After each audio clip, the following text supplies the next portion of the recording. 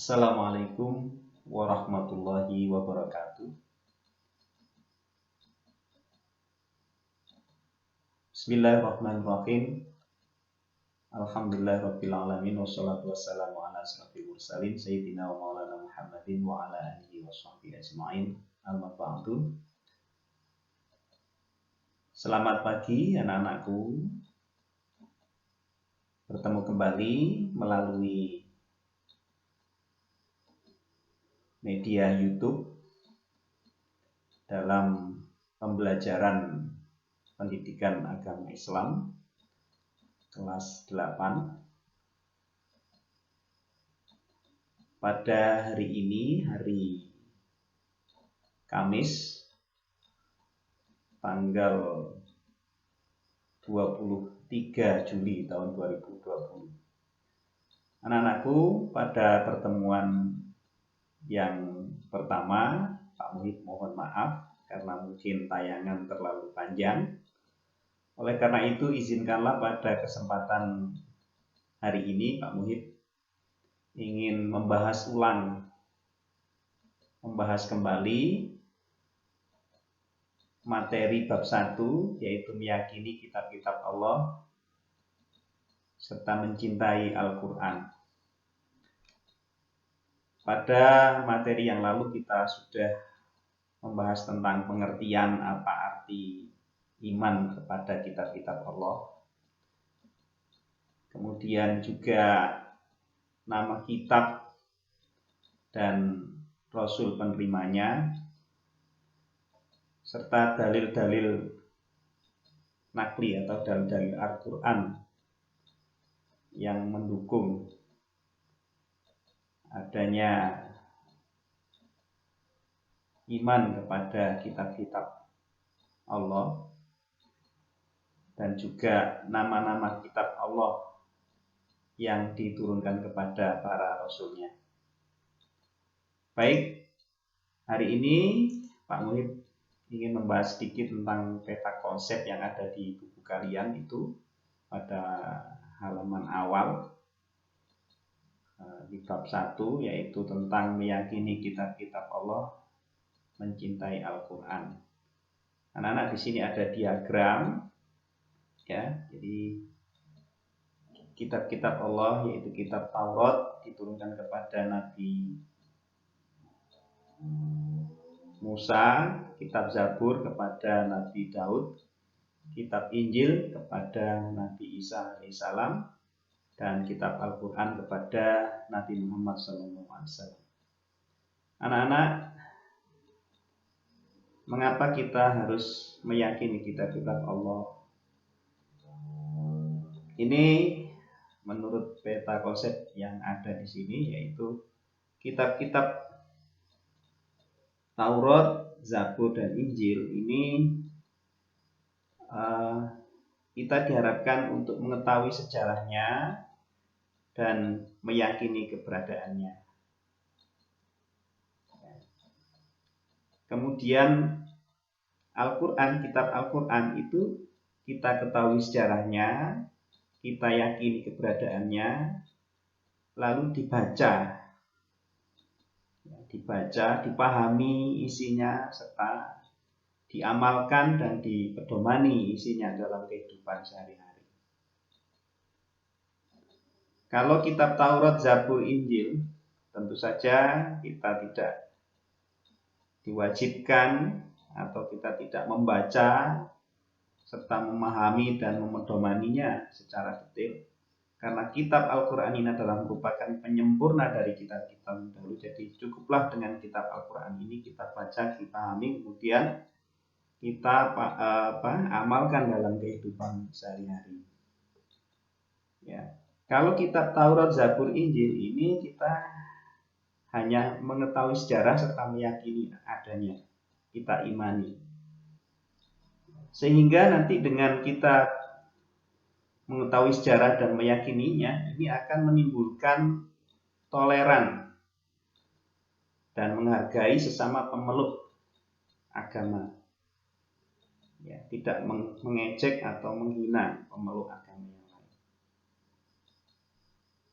Kalau kitab suci Al-Quran itu kita ketahui sejarahnya, kita yakini, kita imani, kita baca, kita pahami, dan kita pedomani ya isinya dan diterapkan dalam kehidupan sehari-hari. Dengan demikian akan timbullah sikap kita mencintai Al-Quran.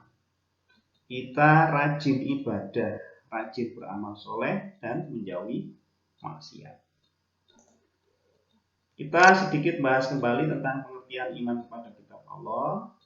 Iman kepada kitab Allah adalah mempercayai dan meyakini sepenuh hati bahwa Allah SWT telah menurunkan kitab-kitabnya kepada para nabi atau rasul yang berisi wahyu Allah untuk disampaikan kepada seluruh umat manusia. Ini pengertian iman kepada kitab-kitab Allah. Sudah kita bahas pada pertemuan yang lalu. Nah, ini anak-anak ada tambahan. Kalau dalam minggu yang lalu kita hanya membahas tentang nama kitab dan rasul penerimanya. Ini kita buat tabel semacam ini agar bisa dipahami, anak-anak mudah diingat. Di nama-nama kitab Allah SWT dan rasul penerimanya serta periode dan bahasa yang digunakan. Yang pertama kitab Taurat ya, diturunkan kepada Nabi Musa alaihissalam pada periode abad ke-12 sebelum Masehi. Bahasa yang digunakan adalah bahasa Ibrani. Kemudian kitab Zabur diturunkan kepada Nabi Daud alaihissalam pada masa periode abad ke-10 sebelum Masehi. Bahasa yang dipakai adalah bahasa Kipti. Bahasa Kipti. Kemudian yang ketiga adalah kitab Injil. Kitab Injil ini diturunkan kepada Nabi Isa alaihi salam pada periode abad ke-1 Masehi. Jadi awal kelahiran Nabi Isa ya, itu sudah mulai tahun Masehi. Kalau sebelumnya sebelum kelahiran Nabi Isa sebelum Masehi. Sehingga pada abad ke-1 Masehi. Bahasa yang dipakai adalah bahasa Suryani. Awalnya menggunakan bahasa Suryani. Kemudian yang keempat yaitu kitab suci ya, umat Islam, umat Muhammad, yaitu kitab Al-Quran. Rasul penerimanya adalah Nabi Muhammad SAW. Periode pewahyuannya yaitu abad ke-7 Masehi. Dalam kurun masa tahun 611 sampai dengan 632 Masehi. Berapa tahun itu ya? 21 tahun. Selama 21 tahun kira-kira. Kemudian bahasa yang dipakai adalah bahasa Arab. Ya. Baik. Adapun pokok-pokok ajaran kitab-kitab Allah itu ada di tabel berikut ini. Kalau kitab Taurat, ya, itu pokok ajarannya adalah perintah mengisahkan Allah SWT, mensucikan hari Sabtu, menghormati kedua orang tua. Kemudian larangannya menyembah berhala, menyebut nama Allah dengan sia-sia. Artinya itu menghina atau menyepelekan. Membunuh sesama, berbuat zina, mencuri, menjadi saksi palsu. Kemudian kitab Zabur di buku paket kalian tidak terdapat di situ. Saya coba untuk browsing di internet. Itu berisi tentang lagu-lagu pujian atau syair pujian kepada Allah SWT. Syair sebagai ucapan rasa syukur kepada Allah SWT. Kemudian mungkin ini doa ya. Ratapan-ratapan jamaah, ratapan dan doa individu, nyanyian untuk raja. Seperti itu. Ya, kalau di buku tidak terdapat sumber yang menyatakan tentang pokok-pokok ajaran kitab Zabur. Kemudian kitab Injil ya. Pokok ajarannya yaitu perintah kembali mengesahkan Allah SWT.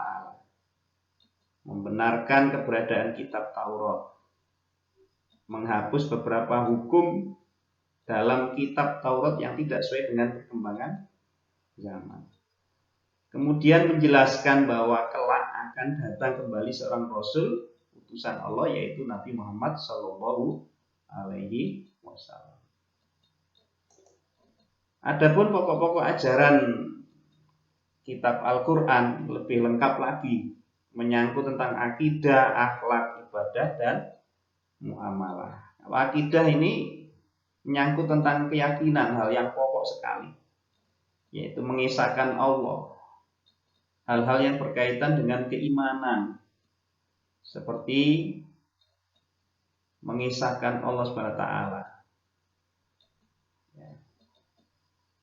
meyakini adanya malaikat-malaikat Allah dan rasul-rasul Allah. Rukun iman yang 6 itu ya. Ini menyangkut tentang akidah. Kemudian akhlak atau budi pekerti. Hal ini berkaitan dengan akhlak mulia atau akhlak mahmudah dan menghindari akhlak tercela, akhlak madmumah. Tentang akhlak budi pekerti. Kemudian yang ketiga yaitu ibadah, yaitu berkaitan dengan tata cara beribadah, menjalankan ibadah seperti sholat, zakat, puasa, haji, dan lain-lain. Kemudian yang keempat adalah muamalah. Muamalah itu berkaitan dengan hubungan sosialisasi. Jadi berkaitan dengan tata cara berhubungan dengan sesama. Itu muamalah, mungkin utang piutang, pinjam meminjam, ya, atau hal-hal yang berkaitan dengan musyawarah untuk mufakat, kemudian tentang pemerintahan dan sebagainya. Kemudian yang terakhir adalah tentang tarikh, ya. Di sini tidak kelihatan tentang tarikh. Tarikh itu sejarah, kisah-kisah tentang umat-umat terdahulu, ya, tentang kisah-kisah Nabi, ya, tentang kisah-kisah orang yang dihukum oleh Allah, orang-orang yang durhaka kepada Allah. Ya, itu isi dari Al-Quran. Yang pertama adalah akidah, akhlak, ibadah, muamalah, dan tarikh. Ada 5. Ini terpotong ya. Baik anak-anak, itulah kiranya pertemuan pada kesempatan pagi hari ini, dan sebagai akhir, sebagai bukti bahwa kalian mengikuti pelajaran PAI pada pagi hari ini, saya akan memberikan kuis yang nantinya dijawab melalui WA. Kuisnya mudah sekali, ya, mudah sekali. Bahasa yang dipakai dalam kitab Taurat adalah bahasa A, bahasa Suryani, B, bahasa Kipti, C, bahasa Ibrani, D, bahasa Arab. Nah, yang mana yang benar di antara A, B, C, D ini? Jawaban dikirim melalui WhatsApp-nya Pak Muhyi, 085732412211. Saya kira demikian, dan terima kasih atas perhatiannya. Wallahul muwaffiq ila aqwamit thoriq. Wassalamualaikum warahmatullahi wabarakatuh.